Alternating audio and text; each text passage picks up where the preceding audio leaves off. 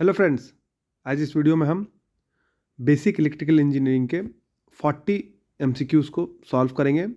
ये जो एमसीक्यूज़ है डिफरेंट एग्जाम्स जैसे कि जेई, एई, स्टेट लेवल के एग्ज़ाम्स, पीएसयूज़ के एग्ज़ाम, सारे एग्ज़ाम्स में बहुत इंपॉर्टेंट रहते हैं। तो चलिए वीडियो को शुरू करते हैं। तो पहला क्वेश्चन है, which of the following can very with AC but never with DC. इसमें से कौन सा क्वांटिटी है जो एसी के साथ वैरी करता है लेकिन डीसी के साथ वैरी नहीं करता है। तो ये कौन सा क्वांटिटी हो जाएगा? फ्रीक्वेंसी। आपको पता है दोस्तों कि डीसी सर्किट में जो फ्रीक्वेंसी होती है उसकी वैल्यू क्या होती है? ज़ीरो होती है।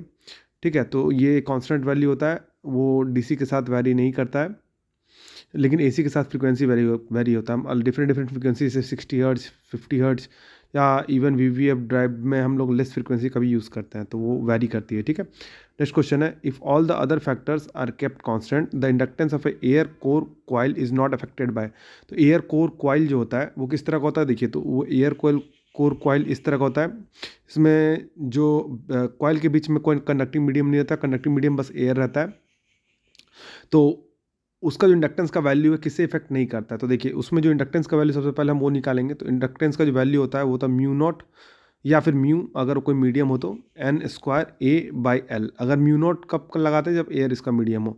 तो एयर का पूछा तो हम लोग म्यू नॉट लगाते हैं। ठीक है, तो इसमें आप देखिए जो इंडक्टेंस का एरिया ऑफ क्रॉस सेक्शन जो होता है वो ए होता है, ये एरिया ऑफ क्रॉस सेक्शन इसका, और इसका जो लेंथ है वो एल है। तो ये इसका फॉर्मूला। तो इसमें कोई फ्रीक्वेंसी नहीं आ रहा, तो इसका मतलब फ्रीक्वेंसी पर डिपेंड नहीं होता है, तो इसका आंसर क्या हो जाएगा? फ्रीक्वेंसी। नेक्स्ट क्वेश्चन है, the length of the time between a point in one cycle and at the same point in the next cycle of AC wave. तो उस केस में क्या आएगा? तो उसको हम लोग बोलेंगे पीरियड। यानी कि जैसे देखिए, ये है हमारा वेव है, ठीक है, ये कंप्लीट करता है यहाँ पर साइकिल, तो यहाँ से यहाँ तक का जो वैल्यू है उसको हम लोग बोलेंगे टाइम पीरियड टी। या फिर इसी में कि कोई और एक पॉइंट यहाँ पर रखे और सिमिलरली नेक्स्ट साइकिल में ये पॉइंट यहाँ है, तो इस पॉइंट से इस पॉइंट के बीच का जो पीरियड है टी है। तो इसमें जो भी शिफ्ट आएगा नेक्स्ट कॉरस्पॉन्डिंग शिफ्ट इसके बीच में होना चाहिए, तो ये पॉइंट टी होगा। तो यानी ये पॉइंट अगर यहाँ है, ये पॉइंट यहाँ है, तो इन दोनों के बीच का जो पॉइंट है वो है टी। ठीक है, तो इसका मतलब उसको हम लोग बोलेंगे पीरियड, यानी कि सी ऑप्शन सही है। ठीक है, नेक्स्ट क्वेश्चन देखते हैं, capacitance acts to store electrical energy as. तो इलेक्ट्रिकल फील्ड, तो कैपेसिटेंस कैसे स्टोर करता है एनर्जी को? इलेक्ट्रिकल फील्ड में। यानी कि हमारे पास अगर दो पैरेलल प्लेट कैपेसिटर है तो इसके बीच में जो कैपेसिटिव चार्जेस होते हैं पॉजिटिव और नेगेटिव, इसके बीच में इलेक्ट्रिक फील्ड डेवलप होता है। ठीक है, तो जो कैपेसिटर है वो इलेक्ट्रिकल जो एनर्जी को जो स्टोर करता है वो एज एन इलेक्ट्रिक फील्ड करता है। ठीक है, नेक्स्ट क्वेश्चन देखते हैं, on spectrum analyser the AC signal having only one frequency component looks like. तो कैसा है? तो सिंगल पिप के जैसा का दिखाई देता है। ठीक है, a ferromagnetic core is a place in the inductor to. तो क्या होता है? Increase the inductance. तो फेरोमैग्नेटिक कोर क्या करता है? इंडक्टर का जो इंडक्टेंस है उसका वैल्यू को इंक्रीज करता है। कैसे इंक्रीज करता है? देखिए, जैसे मान लीजिए कि ये हमारा सिंपल अगर एयर कोर इंडक्टर है हमारे पास, इसके जगह पर कोई एक फेरोमैग्नेटिक मटेरियल डाल देते हैं। ठीक है, तो इसका एक मीडियम हो गया।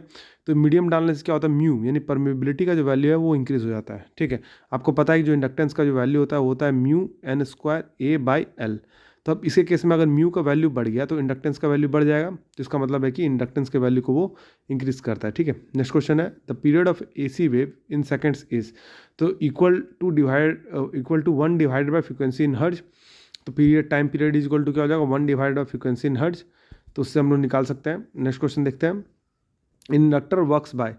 तो storing energy as a magnetic field. तो capacitor as a electric field था और इंडक्टर क्या था? एज अ मैग्नेटिक फील्ड था। ठीक है, तो मैग्नेटिक फील्ड में एनर्जी जो स्टोर करता है उसका वैल्यू क्या होता है? हाफ एल इंटू आई स्क्वायर। यहाँ पर आई कंडक्टर का जो इंडक्टर है उसके अक्रॉस जो करंट रहता है वो, तो इस एनर्जी का फार्मूला ये होता है। ठीक है, सिमिलरली कैपेसिटेंस के केस में जो एनर्जी होता है उसका फार्मूला क्या होता है? Half into C into V square. ठीक है, तो ये दोनों फार्मूला आप याद रखिएगा, इंपॉर्टेंट है, बाकी एग्जाम्स में बार बार पूछे जाएंगे। As capacitor plate area increases. तो इस कैपेसिटेंस क्या हो जाएगा? बढ़ जाएगा। कैसे बढ़ जाएगा? देखिए, तो हमारे पास दो पैरेलल प्लेट कैपेसिटर है, पॉजिटिव चार्ज इधर है और इधर है हमारा निगेटिव चार्ज। तो इसका मतलब है कि कैपेसिटेंस का जो फॉर्मूला होता है वो होता है A epsilon divided by D. अब इसके बीच का अगर एरिया बढ़ा तो इसका मतलब कैपेसिटेंस का वैल्यू बढ़ गया। अगर इसके बीच का जो डिस्टेंस डी है वो अगर घट जाए, ये अगर घट जाए, तब भी कैपेसिटेंस का वैल्यू क्या हो जाएगा? बढ़ जाएगा। ठीक है, तो इसका मतलब ए ऑप्शन सही है। ठीक है, इन ए स्मॉल इंडक्टेंस के केस में क्या है? Energy stored and release quickly. Small inductance रहेगा तो एनर्जी जल्दी स्टोर हो जाएगा और एनर्जी जल्दी रिलीज हो जाएगा। ठीक है, energy stored and energy release quickly. ठीक है, स्मॉल इंडक्टेंस के केस में। नेक्स्ट क्वेश्चन देखते हैं, in an AC circuit the ratio of kilowatt by kVA is, तो क्या होता है पावर फैक्टर। तो अगर हम लोग पावर फैक्टर ट्रायंगल को ड्रॉ करें दोस्तों, तो इसका मतलब है क्या यहाँ पर किलोवाट होता है, यहाँ पर KVAR होता है यानी कि वार होता है जो हमारा रिएक्टिव पावर होता है, ये एंगल होता है, और ये हमारा होता है KVA। ठीक है, तो इसका मतलब है कि पावर फैक्टर का रेशियो क्या हो जाएगा, cos फाई का जो रेशियो हो जाएगा, अगर ये फाई है तो किलोवाट डिवाइडेड बाय KVA, तो ये होगा पावर फैक्टर ट्राइंगल इसको बोलते हैं। ठीक है, इसका मतलब इसका आंसर हो जाएगा power factor A। Next question देखते हैं। ये सारे जो क्वेश्चन है दोस्तों डिफरेंट एग्जाम्स में बहुत ही इंपॉर्टेंट है, तो आप बार बार रिवाइज करते रहिएगा। Suppose that the two AC waves of the same frequency but differ in phase by exactly 1/20 of A cycle, what is the phase difference between this two waves. तो देखिए एक साइकिल के लिए 1/360 होता है। ठीक है, यानी कि 360 साइकिल्स में एक राउंड होता है हमारा। ठीक है, तो इसका मतलब 1/2 पूछा, 20 पूछा, तो 360 डिवाइड बाय 1 इंटू 1/20, यानी कि आ जाएगा हमारा 18। तो ये 18 डिग्री का डिफरेंस होता है। ठीक है, तो इसका मतलब ये ऑप्शन सही हो जाएगा। नेक्स्ट क्वेश्चन है the unit of inductance is, तो हेनरी होता है, इसको आप करेक्ट कर लीजिएगा, ये है हेनरी, HENRY हेनरी। ठीक है, अभी मैंने फॉर्मूला को बताया था, L इज इक्वल टू क्या होगा, mu into N² A divided by L। ठीक है, उसके बाद भी फॉर्मूला बहुत सारे इंपॉर्टेंट होता है, फाई इक्वल टू LI होता है, फ्लक्स लिंकेज जो मैग्नेटिक फ्लक्स लिंकेज है फाई इक्वल टू LI होता है, और जो हमारा एनर्जी स्टोर होता है वो होता है half into L into I²। ठीक है, तो इस तरह का फॉर्मूलाज आप याद रखिएगा। What is the angular frequency of AC signal have frequency of 1770 hertz. तो एंगुलर फ्रीक्वेंसी जो होता है वो होता है हमारा 2 पाई इंटू एफ, यानी कि 2 इंटू, अगर पाई का वैल्यू हम लोग 3.14 ले, इंटू फ्रीक्वेंसी का वैल्यू 1770 ले, तो ये जो वैल्यू आएगा क्या आएगा, वो आएगा 11,120 हर्ट्ज रेडियन पर सेकेंड। ठीक है, ये इसका वैल्यू आएगा, तो यानी कि बी ऑप्शन सही है। नेक्स्ट क्वेश्चन देखते हैं।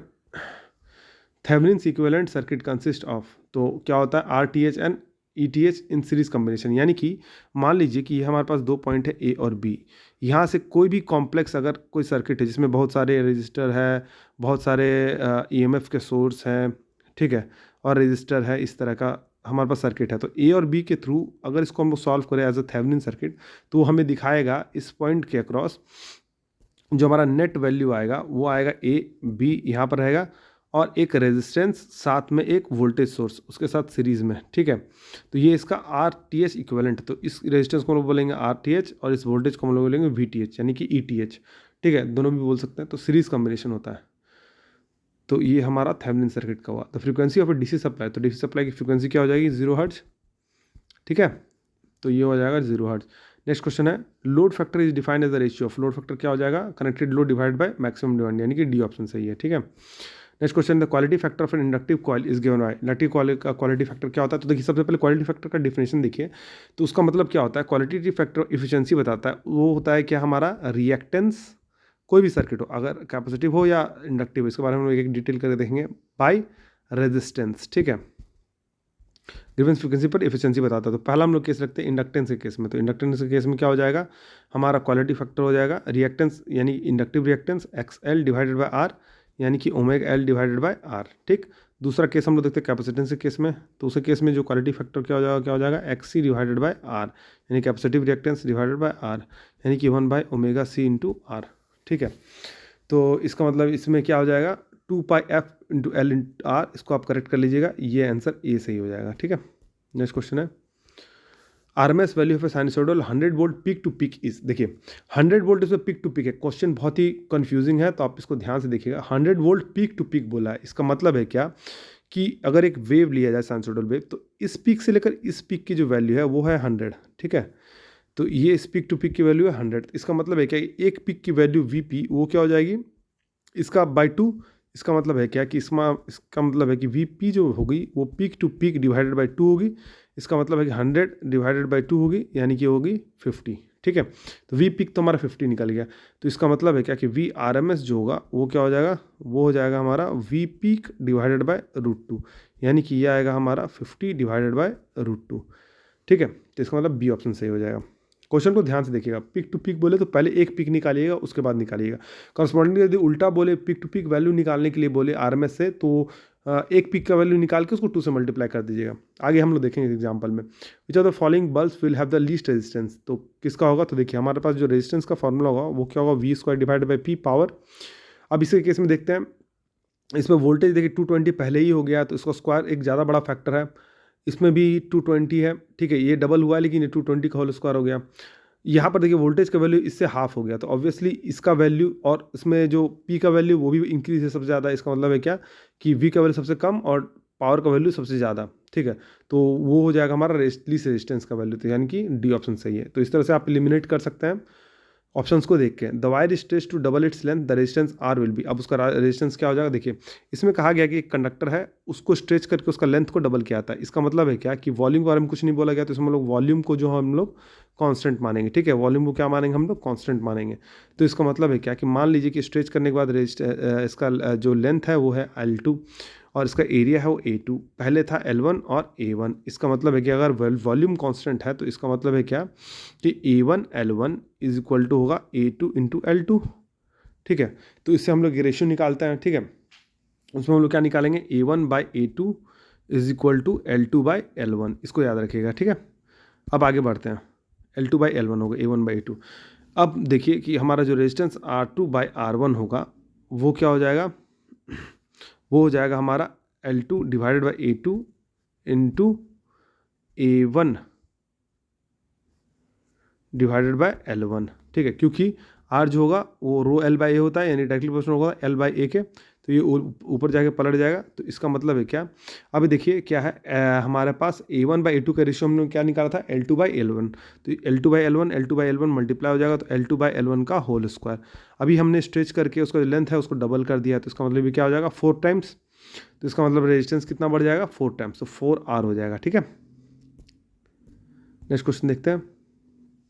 A power drawn by circuit whose input is 20 kVA and power factor is 0.8 lagging, तो इसका मतलब हम लोगों ने पहले भी देखा है, जो हमारा एक्टिव पावर होता है वो क्या होता है S into cos of phi, ठीक है, S है, इसका वैल्यू क्या है 20 kVA इंटू 0.8, यानी क्या आ जाएगा 16 किलो वाट, ठीक है, तो ये क्या वैल्यू आ जाएगा हमारा 16 किलो वाट, तो इसका मतलब सी ऑप्शन सही है, ठीक है। नेक्स्ट क्वेश्चन है the combined resistance of 2 equal resistor connected in parallel is equal to, तो ऑप्शंस में क्या दिया है, twice the resistance of one resistor 4 times 1/4 1/2, तो 1/2 होगा। इसका कहने का मतलब ये है कि अगर एक का वैल्यू रेजिस्टेंस R है, दूसरा अगर पैरेलल में रेजिस्टेंस R है, तो इसका मतलब R इक्विवेलेंट क्या हो जाएगा, R इक्विवेलेंट हो जाएगा R डिवाइडेड बाई 2। एक्चुअली में अगर n टाइम्स R है तो उसका डिवीजन में n टाइम्स होता है। अगर मान लीजिए 5 रेजिस्टेंस आपस में पैरेलल है तो R बाई 5 हो जाएगा, तो अगर 2 है इक्वल पैरेलल में तो 1/2 हो जाएगा, ठीक है। नेक्स्ट क्वेश्चन है the superposition theorem is applicable to circuits only having, तो लीनियर बायलेटरल एलिमेंट, उसके लिए सुपरपोजिशन थ्योरम अप्लाई होता है, ठीक है। तो quality factor of A coil is given bye, तो रेसिप्रोकल ऑफ इस पावर फैक्टर कैसे होता है, आइए हम लोग देखते हैं, ठीक है। तो इसमें क्या होता है, देखिए दोस्तों, हमारे पास जो क्वालिटी फैक्टर होता है वो क्या होता है ओमेगा बाय एल, अभी हमने पढ़ा है, जैसे मान लीजिए कि पावर फैक्टर एंगल हम लोग ड्रॉ करें थीटा, और ये है हमारा रेजिस्टेंस R, इंडक्टिव सर्किट में ओमेगा L, ठीक है। तो इसमें जो हमारा पावर फैक्टर आएगा वो क्या आ जाएगा R by under root R square plus omega L square, ठीक है। अभी देखिए हमारे पास क्या बोल रहा है, क्यू फैक्टर ऑफ कॉइल के बारे में जनरली बोला गया, तो उसमें क्या है, देखिए हम लोग जब भी इस तरह कॉइल लेते हैं तो उसमें जो रेजिस्टेंस का वैल्यू होता है वो बहुत ही कम होता है as compare to omega L। तो अगर इन दोनों को जोड़ के स्क्वायर करें, वो भी स्क्वायर का वैल्यू है, तो ये इसके केस में ऑलमोस्ट नेग्लिजिबल हो जाएगा, तो R को हम लोग नेगलेक्ट करते हैं, तो इसका मतलब ये क्या हो जाएगा R बाई ओमेगा L, ठीक है। अभी हमने पढ़ा कि क्वालिटी फैक्टर क्या होता है ओमेगा L बाई R, इसका मतलब हम लोग लिख सकते हैं कि कॉस जो फाई है वो हो जाएगा 1/Q, और ये भी अप्रोक्सीमेशन में है, तो इसका मतलब reciprocal of its power factor होगा, क्यू फैक्टर क्या होगा reciprocal of its power factor होगा, ठीक है। नेक्स्ट क्वेश्चन देखते हैं। The power factor at resonance RLC circuit, RLC circuit में रेजोनेंस में पावर फैक्टर का वैल्यू क्या होगा, तो देखिए रेजोनेंस हमारे पास जो cos फाई पावर फैक्टर होता है वो होता है R divided by RLC series circuit के लिए R स्क्वायर प्लस जो दोनों इंडक्टिव और कैपेसिटेंस दोनों सर्किट आपस में माइनस होते हैं XL माइनस XC का होल स्क्वायर होता है क्या है दोस्तों, ठीक है। एक रेजिस्टेंस R रहता है, यहाँ पर एक इंडक्टर रहता है XL, उसके बाद एक कैपेसिटेंस रहता है XC, ठीक है। तो वोल्टेज सोर्स होता है, तो इसमें कॉस फैक्टर का वैल्यू होता है। अब रेजोनेंस में क्या होता है कि ये दोनों आपस में एक दूसरे को कैंसिल आउट करते हैं, ठीक है। तो जब कैंसिल आउट करते हैं तो इसका मतलब है क्या, ये इक्वल होता है तो आपस में कैंसिल करते हैं। यानी रेजोनेंस में अगर हम बोले, रेजोनेंस बोले तो रेजोनेंस में क्या होता है, XL is equal to X C होता है, ठीक है। तो ये आपस में कैंसिल आउट होता है, तो ये अगर जीरो हो गया तो इसका मतलब आर डिवाइडेड बाय आर, यानी कि कॉस फाई का वैल्यू क्या हो जाएगा, 1। इसका मतलब है एट रेजोनेंस दो फैक्टर होता है, पहला XL is equal to X C, दूसरा जो पावर फैक्टर का वैल्यू क्या हो जाएगा वो 1, और सर्किट एक प्योरली रेजिस्टिव सर्किट के जैसा काम करेगा, ठीक है। नेक्स्ट क्वेश्चन है, cells are connected in parallel to increase the available current, यानी कि सेल्स को मान लीजिए कि एक बैटरी यहाँ पर है, इन पैरेलल में कनेक्ट कर दिए तो वोल्टेज सोर्स तो सेम होगा, लेकिन जो करंट है उसका वैल्यू बढ़ जाएगा। तो इसका मतलब cells are connected in parallel to increase the available current, कि करंट जितना भी फ्लो उसकी कैपेसिटी हमको बढ़ाना है। नेक्स्ट क्वेश्चन है, the power factor of a purely resistive circuit, तो प्योरली रेजिस्टिव सर्किट क्या हो जाएगी, यूनिटी हो जाएगी। देखिए इसको आप इस तरह से इमेजिन कर सकते हैं, मान लीजिए कि इंडक्टिव सर्किट लिया हमने, ठीक है, ओमेगा एल आर, तो इसका मतलब है कि जो पावर फैक्टर है उसको हम लोग क्या लिख सकते हैं, R square divided by under root R square plus omega L square. अब बोला इसने प्योरली रेजिस्टिव सर्किट, तो ओमेगा एल का वैल्यू क्या हो जाएगा, 0।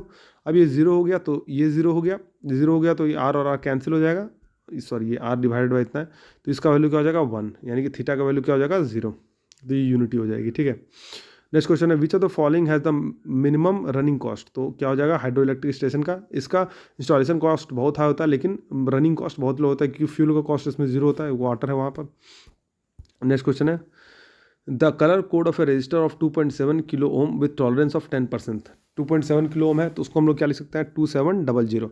अभी देखिए कलर कोडिंग के हिसाब से देखिए, इसमें आप देखिए एक फैक्टर है, पहला डिजिट जो है, ठीक है, तो वो है 2, तो 2 के लिए क्या होता है रेड, सेकेंड डिजिट है इसमें 7, तो 7 के लिए क्या होता है वायोलेट, ठीक है, वायोलेट। इसके नेक्स्ट पेज में मैं दोस्तों आपको कलर कोडिंग दिया हूँ, आप वीडियो को पॉज करके उसको नोट डाउन कर लीजिए, उसको याद कर लीजिए, तो क्योंकि ये क्वेश्चन बार बार पूछा था, ठीक है। उसका नेक्स्ट हमारा मल्टीप्लायर, तो मल्टीप्लायर कितना है हमारा 100, तो 100 के लिए जो मल्टीप्लायर होता है वो क्या होता है रेड, मल्टीप्लायर के साथ मैंने दिया है, और टॉलरेंस है 10%, तो 10% के लिए टॉलरेंस क्या होगा सिल्वर, तो 10% के टॉलरेंस के लिए क्या हो जाएगा सिल्वर, ठीक है। तो इसका मतलब इसमें रेड वायलेट रेड सिल्वर होगा, ठीक है। नेक्स्ट स्लाइड में मैं दिया हूँ उसको मैं पॉज करूँगा 5 सेकंड्स के लिए, आप उसका स्क्रीनशॉट्स ले लीजिएगा, ठीक है। नेक्स्ट क्वेश्चन है, in a 117 volt VRMS utility circuit the peak to peak voltage approximately, peak to peak voltage क्या होगा, देखिए पीक टू पीक वोल्टेज पूछा तो सबसे पहले पीक वोल्टेज निकालते हैं, तो पीक इज इक्वल टू क्या हो जाएगा VRMS इंटू √2, ठीक है। VRMS है 117 इंटू √2। अब V पीक टू पीक बोला जाए तो इसको भी 2 टाइम्स से मल्टीप्लाई करेंगे, 2 टाइम्स V पीक होता है, 2 इंटू 117 इंटू √2, अगर इसको मल्टीप्लाई करें तो वैल्यू आएगा 331 अप्रॉक्सीमेटली, ठीक है। नेक्स्ट क्वेश्चन है, watt hour is the unit of, तो वाट आवर किसकी यूनिट होती है, इलेक्ट्रिकल एनर्जी की, ठीक है। वाट किसी यूनिट होती है पावर की, और आवर होती है हमारे टाइम की, तो हमारे energy is equal to power into time होता है, तो वाट आवर हो गया हमारा इलेक्ट्रिकल एनर्जी की, ठीक है। नेक्स्ट क्वेश्चन है, देखिए मैंने जो डिस्कस किया था मैं इसको 5 सेकंड्स के लिए पॉज करता हूँ। इसमें कलर की कोडिंग दी गई हुई है, black brown red orange yellow green blue violet, और वैल्यू जो है पहली वैल्यू जो दी हुई है वो वैल्यू है ये, उसके बाद फिर उसका मल्टीप्लायर है और उसका ये टॉलरेंस बैंड है, ठीक है। तो 10% सिल्वर के लिए था, गोल्ड के लिए 5% है, ठीक है। आप इसको नोट डाउन कर लीजिए, बढ़ते हैं नेक्स्ट क्वेश्चन में, ठीक है।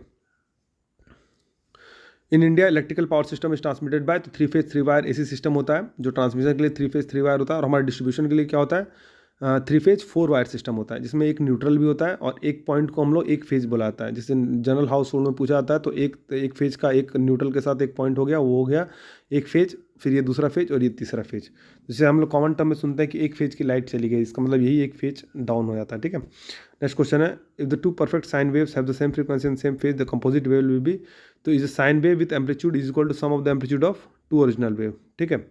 सेम फ्रीक्वेंसी सेम फेज है तो एम्पलीट्यूड ऐड हो जाता है, यानी कि अगर इस तरह का एक वेव है, दूसरे वेव की फ्रीक्वेंसी सेम है लेकिन एम्पलीट्यूड डिफरेंट है, ठीक है, तो रिजल्टेंट वेव दोनों की का समेशन होगा, यानी कि वो और पिक्ड हो जाएगा, ठीक है। तो इस तरह का कंसेप्ट है इसका। नेक्स्ट क्वेश्चन है, in an AC circuit the product of voltage and current is known as, तो apparent power V into I apparent power, ठीक है। नेक्स्ट क्वेश्चन है, the advantage of AC over DC in utility application is AC is easier to transform from one voltage to another, क्योंकि हम लोग transformer का use करते हैं, तो जनरली लो वोल्टेज का ट्रांसफार्मर अगर 11 kV है तो उसको हम लोग 220 kV में हम लोग चेंज कर सकते हैं, तो इसका हम लोग यूज़ करते हैं, यही इसका एडवांटेज है, ठीक है।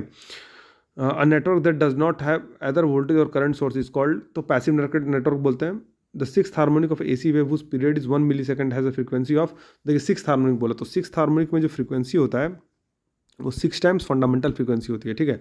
तो सबसे पहले फंडामेंटल फ्रीक्वेंसी निकालते हैं, तो वो क्या हो जाएगी 1 मिलीसेकंड यानी 1/10⁻³ टाइम्स यानी कि 1 किलो हर्ट्ज। तो इसका मतलब है सिक्स्थ हार्मोनिक की जो फ्रीक्वेंसी हो जाएगी वो क्या हो जाएगा 6 किलो हर्ट्ज। इसका मतलब है कि डी ऑप्शन सही है, ठीक है। नेक्स्ट क्वेश्चन देखते हैं। डिग्री ऑफ फेज रिप्रेजेंट्स, तो क्या होगा 1/130 ऑफ ए साइकिल, ठीक है, यानी 1 डिग्री हो गया 1/130 ऑफ ए साइकिल, ठीक है। तो ये अगर 180 साइकिल दिया तो वो 1/2 डिग्री हो गई, ठीक है। नेक्स्ट क्वेश्चन है, a battery is a source of, तो बैटरी किस चीज़ का सोर्स है, तो डीसी वोल्टेज है, ठीक है, यानी बैटरी हमें डीसी वोल्टेज प्रोवाइड करती है, ठीक है। तो दोस्तों अगर आपको वीडियो पसंद आया तो चैनल को लाइक कीजिए, वीडियो को लाइक कीजिए, चैनल को फॉलो कीजिए, सब्सक्राइब कीजिए और बेल नोटिफिकेशन को जरूर प्रेस कीजिए ताकि इसी तरह के इंपॉर्टेंट अपडेट्स मैं आपके पास लाता रहूँ। तो वीडियो में बने रहने के लिए धन्यवाद, मिलते हैं आपसे अगली वीडियो में।